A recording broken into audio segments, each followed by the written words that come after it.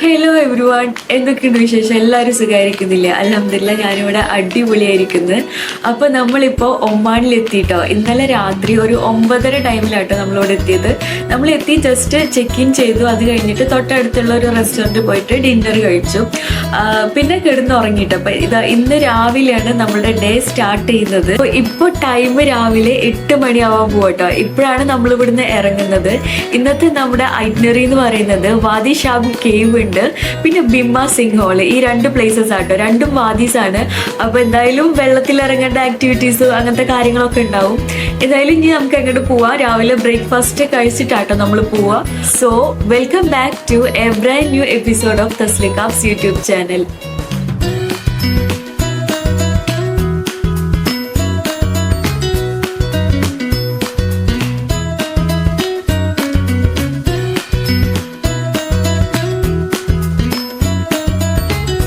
അങ്ങനെ ഇതാ രാവിലെ തന്നെ എല്ലാവരും സെറ്റായിട്ട് ഇറങ്ങിയിട്ടോ. നമ്മൾ 5 ഫാമിലീസ് ഉള്ളത് കൊണ്ട് തന്നെ ഒരു ട്രാവലിംഗ് ഗ്രൂപ്പൊക്കെ നമ്മൾ ക്രിയേറ്റ് ചെയ്തിട്ടുണ്ട്. അതിൽ തന്നെ നമ്മളെല്ലാ ടൈമിങ്ങും പറയും, ഇത്ര ടൈമിങ്ങിന് ഇറങ്ങണം, ഇന്ന സ്ഥലത്തേക്ക് പോകണം, അങ്ങനെയൊക്കെയുള്ള എല്ലാ നമ്മളെ ഡിസ്കഷൻസും ഒക്കെ ഈ ഗ്രൂപ്പിലാട്ടോ. അപ്പോൾ തന്നെ നമുക്ക് എല്ലാവർക്കും ഒരു കോർഡിനേഷനും ഉണ്ട്.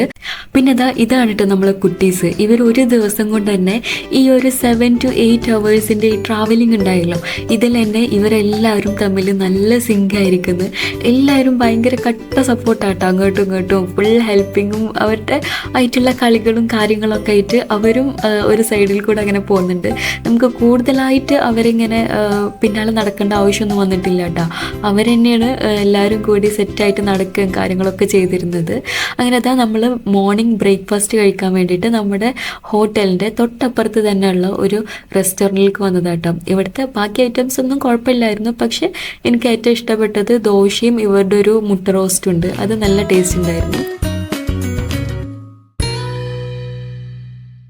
തലേ ദിവസം രാത്രിയിൽ വന്നതുകൊണ്ട് തന്നെ നമുക്ക് മസ്കത്ത് സിറ്റി ഒന്നും കാണാൻ പറ്റിയിട്ടുണ്ടായിരുന്നില്ല കേട്ടോ. അപ്പോൾ ഫസ്റ്റ് നമ്മൾ രാവിലെ തന്നെ ഡ്രൈവ് ചെയ്യുമ്പോൾ ഈ മസ്കത്ത് സിറ്റി ഒന്ന് കാണുന്നുണ്ട്. പിന്നെ നമ്മളിപ്പോൾ നേരെ പോകുന്നത് വാദി ഷാബിലേക്കാണ്. മസ്കത്തിൽ നിന്ന് ഏകദേശം 1.5 മണിക്കൂർ ഡ്രൈവ് ആട്ടോ വാദി ഷാബിലേക്കുള്ളത്. വാദി ഷാബ് കേവ് എന്ന് പറയുന്നത് മോസ്റ്റ് പോപ്പുലർ ആയിട്ടുള്ള ഒരു ടൂറിസ്റ്റ് അട്രാക്ഷൻ ആട്ടോ ഒമാനിലുള്ള. അപ്പോൾ നമ്മൾ ഏകദേശം അവിടെ എത്താനായി. ഇവിടെ ഉള്ളത് മെയിനായിട്ട് നമുക്ക് ഹൈക്കിംഗ് പോയിന്റ്സ് ആണ് ഉള്ളത്. പിന്നെ ഒരുപാട് വാദീസും ക്ലിഫും മൗണ്ടെയിൻസും ഒക്കെ കാണാനാട്ടോ പറയുന്നത്.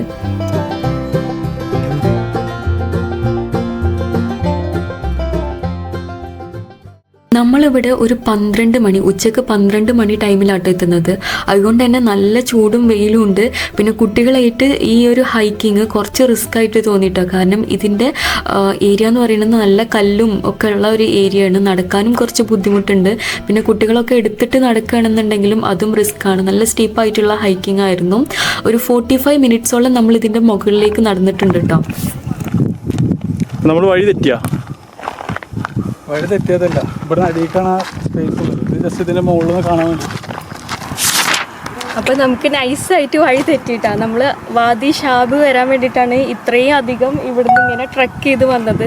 പക്ഷെ ഇതിൻ്റെ മേലെ എത്തിയിട്ടാണ് കുറേ പേര് ഇറങ്ങി വന്നിട്ട് പറഞ്ഞത് ഇതല്ല പ്ലേസ് എന്നുള്ളത്. കുറേ പേര് കയറണ കണ്ടിട്ട് തന്നെ കേട്ടോ നമ്മൾ കയറിയത്.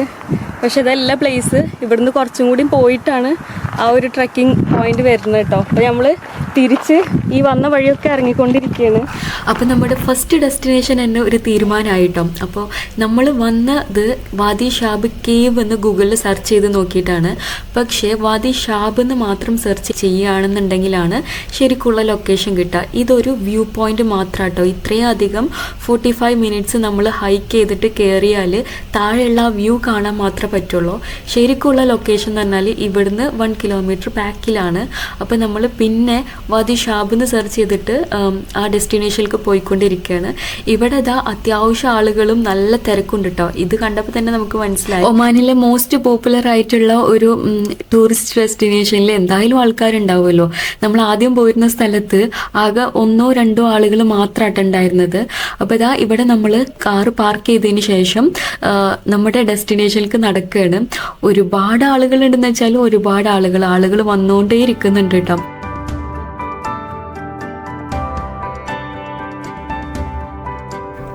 കണ്ടില്ലേ, ദാ എൻഡിൽ കാണുന്ന ആ ഒരു പ്ലേസ് ഇല്ലേ, അവിടെ ആളുകൾ ഒരുപാട് പേര് ക്യൂ ആയിട്ട് നിൽക്കുന്നുണ്ട്.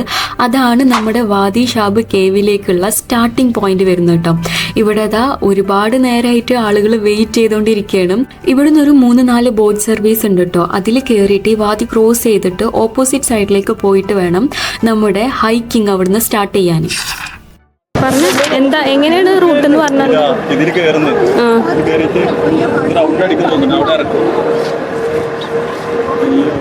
അവിടെ നിന്നിട്ട് നടക്കേണ്ട അത്യാവശ്യം 40 മിനിറ്റ്സ് ഉണ്ടാവും.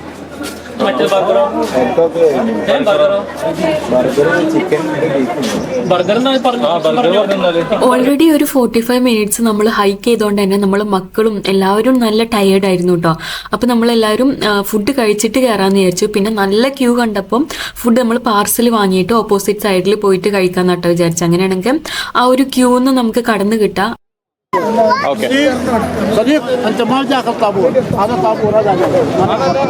ഈ ഒരു ബോട്ട് സർവീസിന് ഇവർ 1 റിയാൽ പെർ പേഴ്സൺ ആട്ടോ വാങ്ങിച്ചിരുന്നത്. അതായത് UAE ദിർഹംസിൽ 10 ദിർഹംസ് പെർ പേഴ്സൺ ആണ്. അങ്ങനെ ഓപ്പോസിറ്റ് സൈഡിലേക്ക് ചെറിയൊരു വാതിയാണ് നമുക്ക് ക്രോസ് ചെയ്യാനുള്ളതെങ്കിലും ഭയങ്കര അടിപൊളി എക്സ്പീരിയൻസ് ആയിരുന്നു കേട്ടോ. കാരണം ഇതിൻ്റെ ഒരു സൈഡിലായിട്ട് ഫുള്ളായിട്ട് താമരകൾ വളർത്തുന്ന ഒരു ഏരിയ ആണുള്ളത്. അതിൻ്റെ ഓപ്പോസിറ്റ് ആയിട്ട് കുറേ മൗണ്ടെയിൻസ് ഒക്കെ ഉണ്ട്. പിന്നെ ഇത് കൊടുക്കാതെയും ചിലർ വേറൊരു സൈഡിൽ കൂടെ ക്രോസ് ചെയ്യുന്നുണ്ട് കേട്ടോ. കൂടുതലും ബാച്ചിലേഴ്സ് ആണ് അങ്ങനെ ചെയ്യുന്നതെന്ന് തോന്നുന്നു. പക്ഷെ കുട്ടികളായിട്ടൊന്നും നമുക്ക് അങ്ങനെ ക്രോസ് ചെയ്യുന്നത് പോസിബിൾ അല്ല. ഈ ഒരു എക്സ്പീരിയൻസ് അടിപൊളിയാണ്.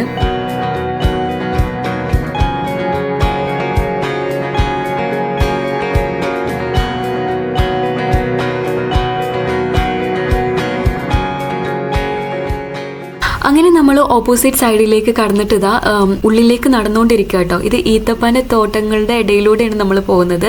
അപ്പോൾ തന്നെ നമ്മൾ അവിടെ ഒരു നല്ല സ്പോട്ട് കണ്ടെത്തി. പിന്നെ ഫുഡ് കഴിക്കാൻ വേണ്ടിയിട്ട് അവിടെ നിന്ന് ഹാൾട്ടായി.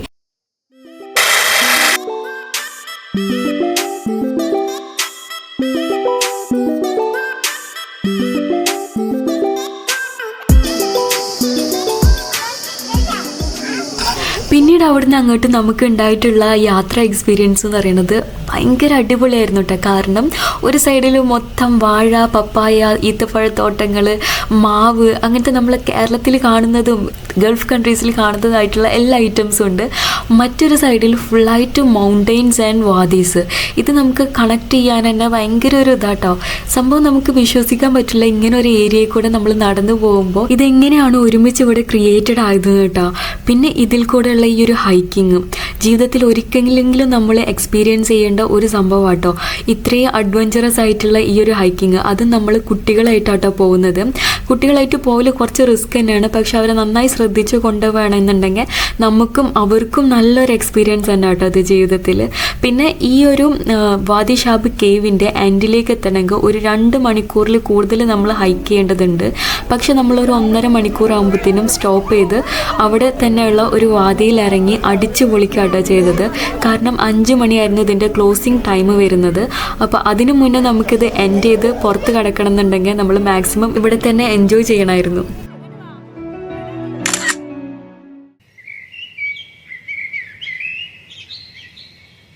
സോ ഇന്ന് നമ്മുടെ second day of Oman trip ആട്ടോ.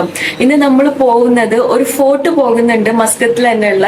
പിന്നെ ഗ്രാൻഡ് മോസ്കിൽ പോയിട്ട് ഇന്ന് പ്രയർ ചെയ്യണം എന്നാണ് വിചാരിക്കുന്നത്. ഫ്രൈഡേ ആണ്. അപ്പൊ എല്ലാവരും കൂടിയിട്ട് ഒമാൻ ഗ്രാൻഡ് മോസ്കിലേക്ക് പോകുന്നുണ്ട് കേട്ടോ. പിന്നെ ഉള്ളത് ഒരു ബീച്ച് വിസിറ്റ്, അങ്ങനത്തെ മസ്കത്തിലുള്ള കുറച്ച് മെയിൻ ആയിട്ടുള്ള അട്രാക്ഷൻസ് തന്നെ കേട്ടോ കാണാൻ പോകുന്നത്. അപ്പോൾ ഇതാണ് നമ്മുടെ ഐറ്റിനറി എന്ന് പറയുന്നത്. അപ്പോൾ പെട്ടെന്ന് തന്നെ നമ്മൾ ചെക്കൗട്ട് ചെയ്തിട്ട് ഇറങ്ങിയിട്ട് ബ്രേക്ക്ഫാസ്റ്റ് കഴിക്കണം കേട്ടോ. So let's go. അപ്പോൾ ഇതാ നമ്മളെ ലഗേജൊക്കെ സെറ്റാണ്. നമ്മൾ ഇറങ്ങാൻ പോകട്ടോ. ഓക്കെ.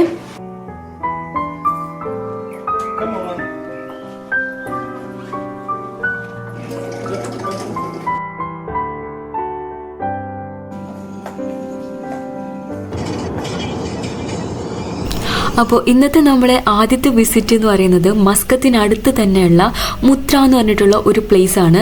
ഇവിടെ ഒരു വലിയ ബീച്ച് ഹാർബർ ഉണ്ട്. അതുപോലെ തന്നെ ഒരു ഫോർട്ട് ഉണ്ട് കേട്ടോ. ഫേമസ് ആയിട്ടുള്ള ഒരു ഫോർട്ട് കൂടി ഉണ്ട്. അതാണ് നമ്മുടെ ഇന്നത്തെ ഒരു വിസിറ്റ് വരുന്നത്. മസ്കത്തിൽ നിന്ന് ഏകദേശം ഒരു 20 മിനിറ്റ്സ് ആട്ടോ ഇങ്ങോട്ടുള്ള ഡ്രൈവ് വരുന്നത്.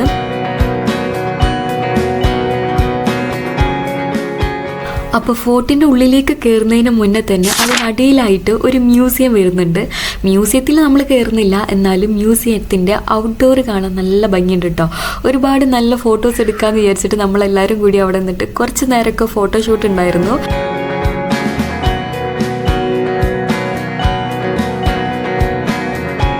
പിന്നെ അവിടെ നിന്ന് അങ്ങോട്ട് ഒരു 10 മിനിറ്റ് മുകളിലേക്ക് നടന്നിട്ട് വേണം കേട്ടോ മുത്ര ഫോർട്ടിൻ്റെ അടുത്തേക്ക് നമുക്ക് എത്താൻ വേണ്ടിയിട്ട്. ഇത് 1580s പോർച്ചുഗീസുകാരാണ് ഉണ്ടാക്കിയിട്ടുള്ളത്. ഇതിനുള്ളിലായിട്ട് കൂടുതലൊന്നും കാണാനില്ല എന്നുണ്ടെങ്കിലും ഇതിൻ്റെ മുകളിൽ കയറിയിട്ട് നോക്കുകയാണെങ്കിൽ ഈ ഒരു മുത്ര ഹാർബർ ആൻഡ് ഈ മുത്ര സിറ്റി മൊത്തം നമുക്ക് കാണാൻ പറ്റും കേട്ടോ. അത്രയും ബ്യൂട്ടിഫുൾ ആയിട്ടുള്ള വ്യൂ ആണ് ഇതിൻ്റെ മുകളിൽ നിന്നുള്ളത്.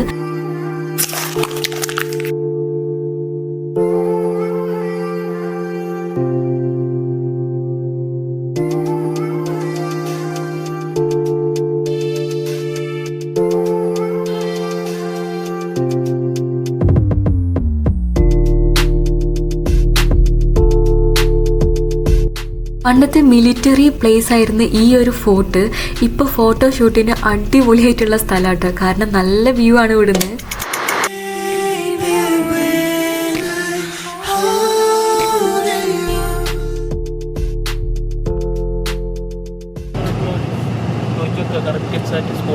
സോ നമ്മുടെ ഐറ്റിനറിയിൽ ചെറിയൊരു വ്യത്യാസം വരുത്തേണ്ടി വന്നിട്ടുണ്ട് കേട്ടോ. നമ്മൾ ഇന്ന് മുത്ര ഫോർട്ട് കഴിഞ്ഞ് കഴിഞ്ഞാൽ ഗ്രാൻഡ് മോസ്ക് വിസിറ്റ് ചെയ്യാമെന്നാണ് പറഞ്ഞിട്ടുണ്ടായിരുന്നത്.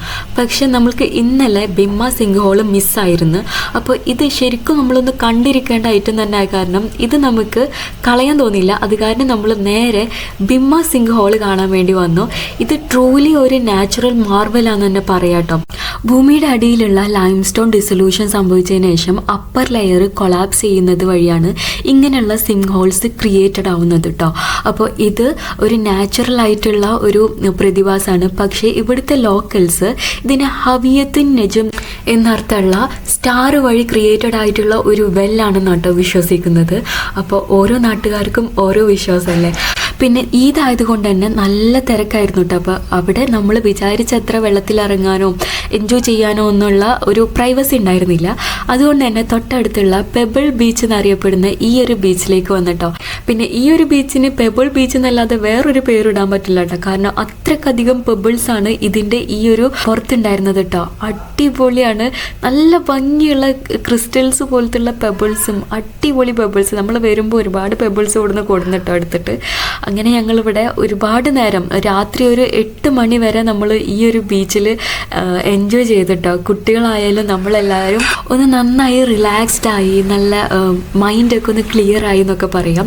നല്ല പ്രൈവസി ഉള്ള ഒരു ബീച്ചാണ്. നമ്മൾ മാത്രമായിട്ടോ ഇവിടെ ഉണ്ടായിരുന്നത്. അപ്പോൾ നമുക്ക് മാത്രമായിട്ട് ഇങ്ങനെ ഒരു പ്രൈവറ്റ് ആയിട്ടൊരു ബീച്ച് പോലെ കിട്ടുമ്പോൾ അതൊരു രസമല്ലേ. പിന്നെ നമ്മൾ മ്യൂസിക്കൊക്കെ വെച്ച് അടിച്ച് പൊളിച്ച് അവിടുന്ന് രാത്രി നമ്മൾ പോന്നു. പിന്നെ ഞങ്ങൾക്ക് എല്ലാ പ്ലേസിലും പോയി കഴിഞ്ഞാലും ഒരു കല്ല്, ഒരു പെബിള്, ഇതിപ്പോൾ ഇവിടുന്ന് നല്ല ഭംഗിയുള്ള കല്ല് കിട്ടി. അല്ലെങ്കിൽ എല്ലാ പ്ലേസിൽ നിന്നും ഓരോ കല്ലെടുക്കുന്ന ഒരു ഹാബിറ്റ് ഉണ്ട് കേട്ടോ. അങ്ങനെ നമുക്ക് ഇവിടുന്ന് അടിപൊളി ഒരു കല്ലും കിട്ടി. പിന്നെ നൈറ്റ് നമ്മൾ ഒരു പുതിയ ഹോട്ടലിലാട്ടോ സ്റ്റേ ചെയ്യുന്നത്. നമ്മൾ ലാസ്റ്റ് 2 ഡേയ്സ് നിന്ന ഹോട്ടലിൽ നിന്ന് വെക്കേറ്റ് ചെയ്തിട്ടാണ് ഇന്ന് രാവിലെ നമ്മൾ ഇറങ്ങിയതല്ലോ. അപ്പോൾ ഇത് ഒരു പുതിയ ഹോട്ടലാണ്. ആക്ച്വലി നമ്മുടെ പ്ലാൻ ഉണ്ടായിരുന്നത് 3 ഡേയ്സ് ആയിരുന്നു കേട്ടോ. 2 നൈറ്റ്സും 3 ഡേയ്സും ആയിരുന്നു. പക്ഷേ ഇവിടെ വന്നതിന് ശേഷം കുറച്ചും കൂടി ടൈം ഇവിടെ സ്പെൻഡ് ചെയ്യണമെന്ന് തോന്നിയിട്ടാണ് നമ്മൾ ഒരു ദിവസം കൂടി എക്സ്റ്റെൻഡ് ചെയ്തത്. അത് കാരണം കേട്ടോ ഇങ്ങനെ ഒരു ഹോട്ടൽ റൂം സെപ്പറേറ്റ് ആയിട്ട് 1 ഡേയ്ക്ക് വേണ്ടിയിട്ട് എടുക്കേണ്ടി വന്നത്. അപ്പോൾ ഇതൊരു നോർമൽ ബെഡ്റൂമാണ്. അതിൻ്റെ ബാൽക്കണിയിൽ നിന്ന് ഒരു ഇൻഡോർ പൂൾ വ്യൂ കൂടി ഉണ്ട് കേട്ടോ. ജസ്റ്റ് ഒരു ബെഡ്റൂം ആൻഡ് ബാത്റൂം അത്രേ ഉള്ളൂ. ഒരു ഡേക്ക് സ്റ്റേ ചെയ്യാൻ വേണ്ടിയിട്ടല്ലേ. എന്നാലും എല്ലാ ഫെസിലിറ്റീസും ഉള്ള ഒരു റൂം തന്നെ ആയിരുന്നു കേട്ടോ. ഇതും മസ്കറ്റ് സിറ്റിയിൽ തന്നെയാണ് നമ്മൾ എടുത്തിട്ടുണ്ടായിരുന്നത്. അങ്ങനെ ഇതാ നൈറ്റ് ഡിന്നർ കഴിക്കാൻ വേണ്ടി നമ്മൾ തൊട്ടടുത്തുള്ള ഒരു മലയാളി റെസ്റ്റോറൻറ്റിൽ വന്നതാട്ടോ. അപ്പോൾ അവിടുന്ന് നമ്മൾ കുറച്ച് കുട്ടി സബ്സ്ക്രൈബേഴ്സിനെ പരിചയപ്പെട്ട് പിന്നെ ഇതാ നമ്മളെല്ലാവരും കൂടിയിട്ട് ഫുഡൊക്കെ കഴിച്ച് റൂമിലേക്ക് തന്നെ തിരിച്ചിട്ടോ.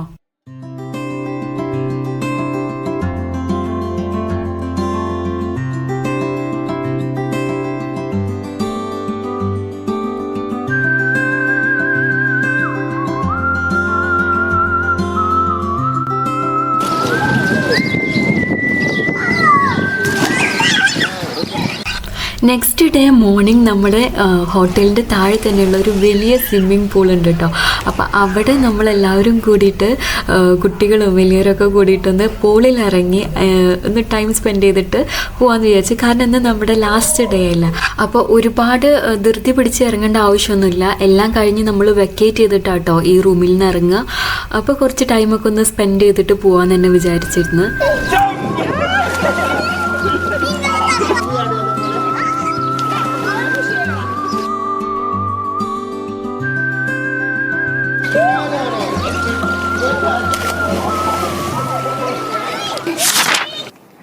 സോ ഇന്ന് നമ്മുടെ last day of Oman trip ആട്ടോ. ഇന്ന് നമുക്കുള്ളത് സിറ്റി ടൂർ ഉണ്ട്. പിന്നെ ഗ്രാൻഡ് മോസ്ക് ഇന്നലെ നമുക്ക് പോകാൻ പറ്റിയില്ല. അപ്പൊ ഇന്ന് നമ്മൾ ഗ്രാൻഡ് മോസ്ക് വിസിറ്റ് ചെയ്യാന്ന് വിചാരിക്കുന്നു. പിന്നെ മുത്ര സൂക്ക് എന്ന് പറഞ്ഞിട്ടുള്ള ഒരു സൂക്ക് കൂടി വിസിറ്റ് ചെയ്യണം. അവിടെ നമുക്ക് കുറച്ച് പർച്ചേസിങ് അങ്ങനെ എന്തെങ്കിലുമൊക്കെ ചെയ്യാന്ന് വിചാരിക്കുന്നുണ്ട്. അപ്പൊ അതാണ് ഇന്നത്തെ ലാസ്റ്റ് ഡേയുടെ നമ്മളുടെ ഒരു ഐറ്റിനറി വരുന്നത്. ഇതോട് കൂടിയിട്ട് നമ്മുടെ ഒമാൻ ട്രിപ്പ് ഫിനിഷ് ആവും കേട്ടോ. ഇന്ന് ഈവനിങ് നമ്മൾ തിരിച്ച് ദുബായിക്ക് തന്നെ പോവും. അപ്പൊ എന്തായാലും നമുക്ക് ഇന്നത്തെ ഡേ സ്റ്റാർട്ട് ചെയ്യാം.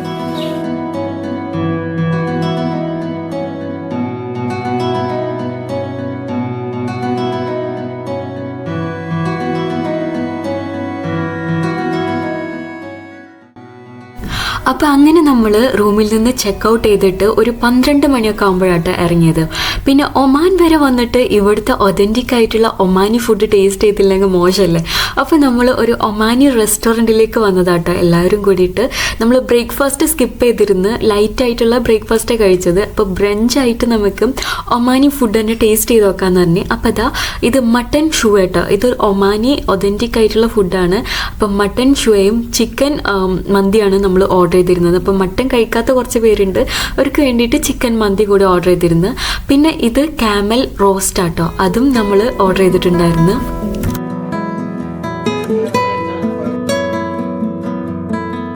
അതിനുശേഷം പിന്നെ ഡെസേർട്ടായിട്ട് ഇവരുടെ ഒമാനി ട്രഡീഷണൽ ഹസീദ എന്ന് പറഞ്ഞിട്ടുള്ള ഈ ഒരു ഐറ്റവും പിന്നെ ഉമ്മു അലിയും കൂടിയിട്ടാട്ടോ ഓർഡർ ചെയ്തത്. ഈ ഒരു ഹസീദ തന്നെ ഖബീസ എന്ന് പറഞ്ഞിട്ടും അറിയപ്പെടുന്നുണ്ട്. അപ്പോൾ ഇതിൽ ഇതുപോലെ ഷുഗർ ആഡ് ചെയ്തിട്ട് മിക്സ് ചെയ്തിട്ടാട്ടോ നമ്മൾ കഴിക്കുന്നത്. ഇത് ഉണ്ടാക്കുമ്പോൾ ഇവർ ഇതിൽ ഷുഗർ ആഡ് ചെയ്യുന്നില്ല. നമ്മൾ അതിന് ശേഷം ഇതിലത്തെ ആ ഒരു ഗീ ഇല്ലേ, അതിലാണ് ഷുഗർ ആഡ് ചെയ്ത് കഴിക്കുന്നത്. നല്ല ടേസ്റ്റ് തന്നെയായിരുന്നു കേട്ടോ.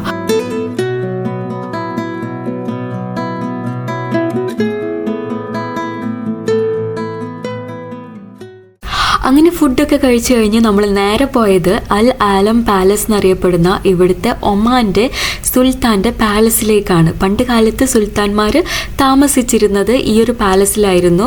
പക്ഷേ ഇന്ന് അവർ ഒഫീഷ്യലായിട്ടുള്ള കാര്യങ്ങൾക്ക് വേണ്ടി മാത്രമാട്ടോ ഈ ഒരു പാലസ് യൂസ് ചെയ്യുന്നത്.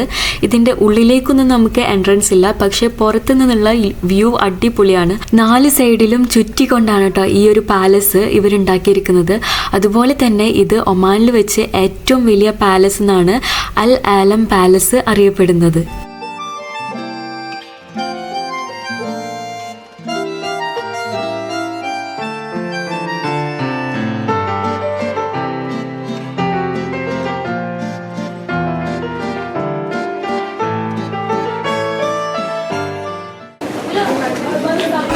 ആൻഡ് നമ്മുടെ നെക്സ്റ്റ് ഡെസ്റ്റിനേഷൻ എന്ന് പറയുന്നത് മുത്ര സൂക്ക് ആട്ടോ. നമ്മൾ ഇന്നലെ വന്നിട്ടുണ്ടായിരുന്ന മുത്ര ഫോർട്ടിൻ്റെ അടുത്ത് തന്നെയാണ് ഈ ഒരു സൂക്ക് ഉള്ളത്. അപ്പോൾ നമ്മൾ ലാസ്റ്റ് ഡേക്ക് ഇത് വെക്കാൻ കാരണം നമുക്ക് കുറച്ച് പർച്ചേസിങ് ഒക്കെ ഉണ്ടാവുമല്ലോ. അപ്പോൾ അതൊക്കെ കഴിഞ്ഞിട്ട് ലാസ്റ്റ് ഡേ സാവകാശം നമുക്ക് പോയാൽ മതി, അങ്ങനെ ഒരു ഇതിലാട്ടോ ഈ ഒരു സൂക്ക് വിസിറ്റ് ലാസ്റ്റിൽ വെച്ചത്. അങ്ങനെ അതാ നമ്മൾ ഇവിടുന്ന് ഒരു ഫ്രിഡ്ജ് മാഗ്നറ്റ് വാങ്ങിയിട്ടോ.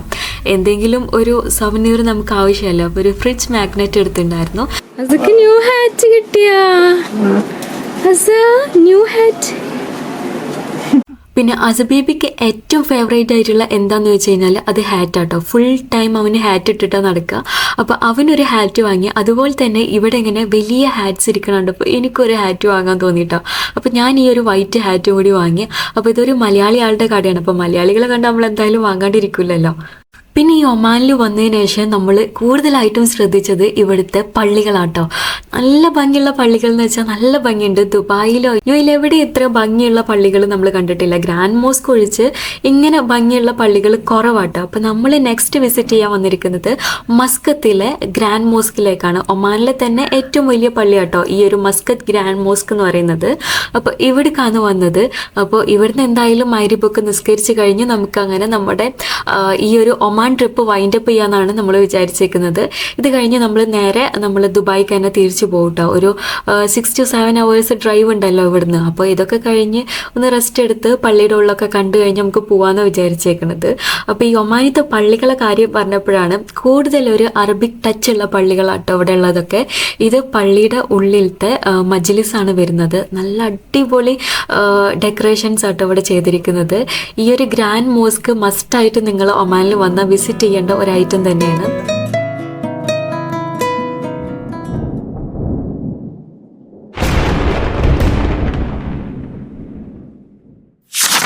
അങ്ങനെ നമ്മൾ നമ്മുടെ റൂമിൽ തിരിച്ചെത്തി കേട്ടോ. അപ്പോൾ ഇന്ന് ഞായറാഴ്ചയാണ്, April 15th.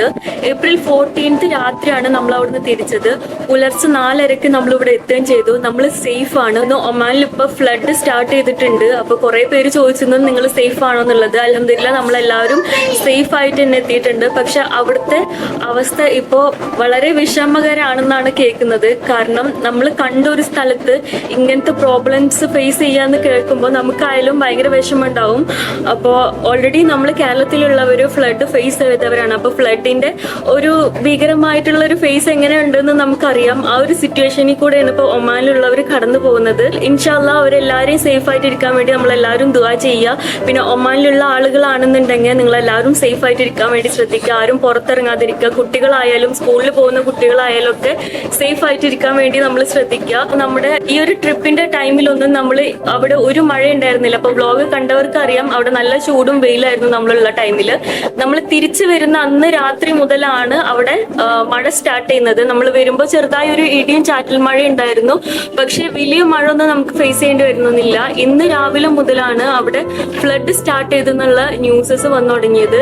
അപ്പൊ എല്ലാവർക്കും വേണ്ടി ദുആ ചെയ്യുക, സേഫ് ആയിരിക്കാൻ വേണ്ടി ശ്രദ്ധിക്കുക. അപ്പൊ യുഎഇയിലും ഇനി വരുന്ന 2 ദിവസങ്ങളിൽ നല്ല മഴ ഉണ്ടാവും എന്ന് പറയുന്നുണ്ട്. അപ്പൊ എല്ലാവരും ശ്രദ്ധിക്കുക. ഇൻഷാ അല്ലാഹ് നിങ്ങൾക്ക് ഈ വീഡിയോ ഇഷ്ടമായെന്ന് വിചാരിക്കുന്നു. ഇഷ്ടമായെങ്കിൽ എന്തായാലും ലൈക്ക് ചെയ്യുക, സബ്സ്ക്രൈബ് ചെയ്യുക. ഇനി ഒരു നല്ല വീഡിയോ ആയിട്ട് കാണാം. Until then, take care. Bye bye.